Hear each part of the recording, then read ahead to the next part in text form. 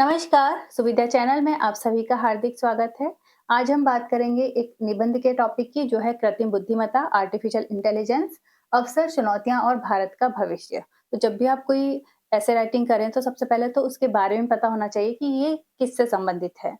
तो कृत्रिम बुद्धिमत्ता की अगर बात होती है तो कृत्रिम बुद्धिमत्ता अगर जनरल वे में हम समझे कि मशीनों को इस प्रकार से हम डेवलप करें, विकसित करें कि वो इंसानों की तरह सोच सके, समझ सके, कोई निर्णय ले सके या किसी समस्या का समाधान कर सके, तो उसे हम कहते हैं कृत्रिम बुद्धिमत्ता।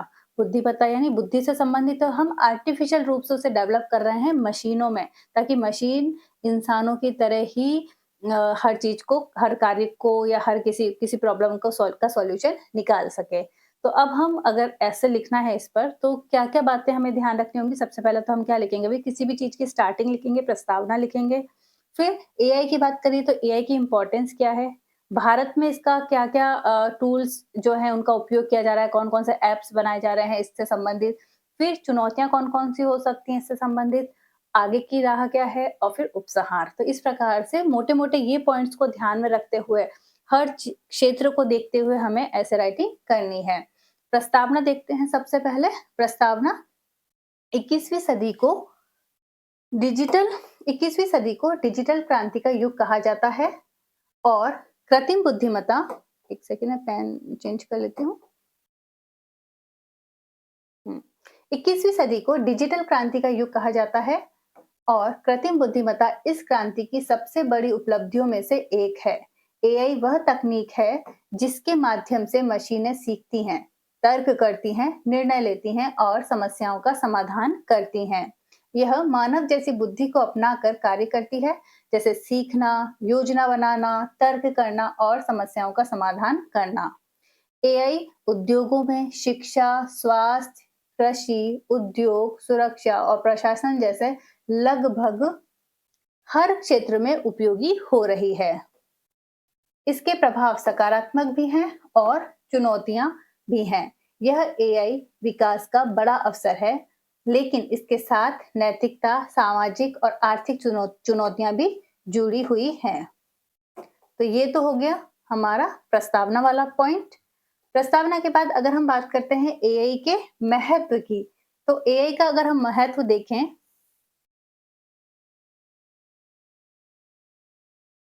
तो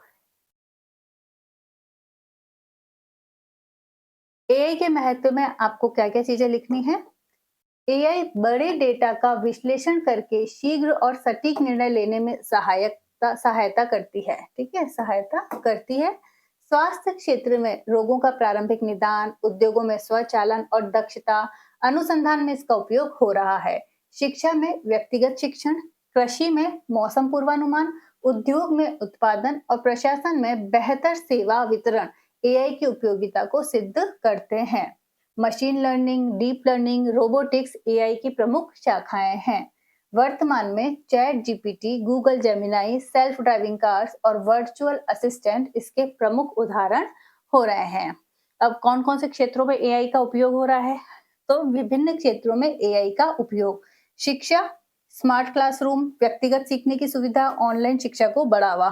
स्वास्थ्य, रोगों को का शीघ्र निदान, रोबोटिक सर्जरी, दवाओं के शोध में सहायता।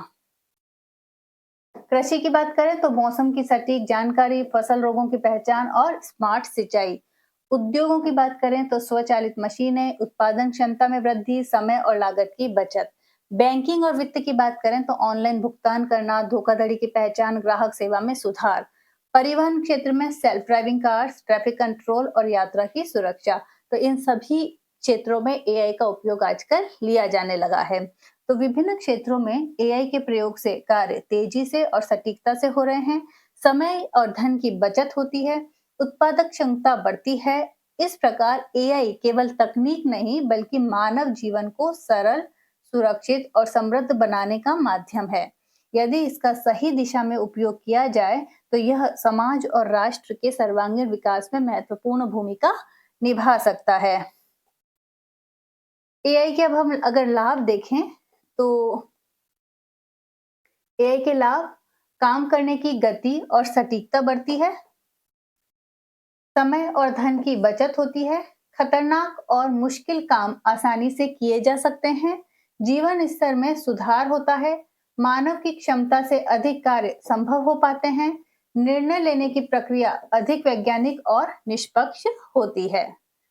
एआई से संबंधित चुनौतियां क्या-क्या हो सकती हैं? रोजगार के अवसर कम हो सकते हैं क्योंकि अब सभी काम अगर मशीनों पे होने लगेगा तो रोजगार के अवसर तो ऑब्वियस सी बात है कम होंगे। आईटी सेक्टर पर इसका बहुत बड़ा इम्पैक्ट पड़ने जा रहा है जिससे बेरोजगारी बढ़ सकती है।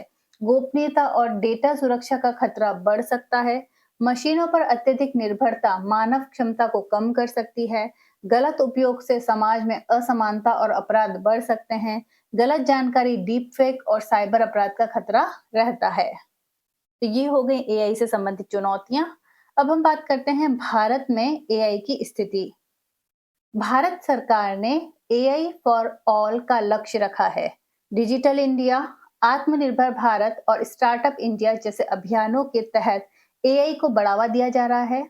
भारत में स्टार्टअप, अनुसंधान संस्थान और कंपनियां एआई के क्षेत्र में बहुत तेजी से काम कर रही हैं। कृषि, स्वास्थ्य, शिक्षा, रक्षा, बैंकिंग और शासन में एआई का उपयोग लगातार बढ़ रहा है। भारत के पास युवा शक्ति, प्रतिभा और विशाल डेटा संसाधन है, जो एआई विकास के लिए बहुत महत्वपूर्ण है।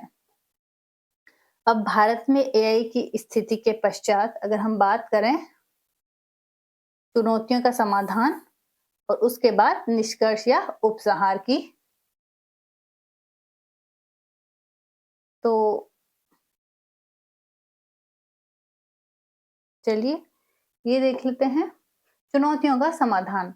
एआई के उपयोग के लिए स्पष्ट कानून और नीतियां बनाई जाएं क्योंकि एआई का जितना यूज हो रहा है उतना ही मिसयूज भी हो रहा है। डेटा सुरक्षा और गोपनीयता सुनिश्चित की जाए। युवाओं को एआई और नई तकनीकों का प्रशिक्षण दिया जाए। एआई का उपयोग मानव कल्याण, पर्यावरण संरक्षण और सामाजिक समानता के लिए किया जाए। नैतिकता और मानवीय मूल्यों को ध्यान में रखते हुए ही एआई का विकास किया जाए। निष्कर्ष की अगर हम बात करें तो एआई एक शक्तिशाली उपकरण है जो मानव जीवन में सकारात्मक बदलाव ला सकती है, लेकिन इसके सही और संतुलित उपयोग की आवश्यकता है। यदि एआई का उपयोग नैतिकता, सुरक्षा और मानव कल्याण को ध्यान में रखकर किया जाए तो यह मानवता के लिए एक वरदान साबित होगी। हमें एआई को समझकर, सीखकर और जिम्मेदारी से इसका उपयोग करना चाहिए ताकि यह तकनीक मानव जीवन को और बेहतर, सुरक्षित और समृद्ध बना सके। तो ये आज हमने एक टॉपिक पर निबंध से संबंधित चर्चा की है। इस प्रकार से आप और भी जो निबंध हैं या टॉपिक्स जो हैं इसका इंग्लिश वर्जन जो है वो भी मैं लेकर आऊँगी। अगर आपको वीडियो अच्छा लगा तो प्लीज़ इसे लाइक करें, शेयर करें, सब्सक्राइब करें। बहुत-बहुत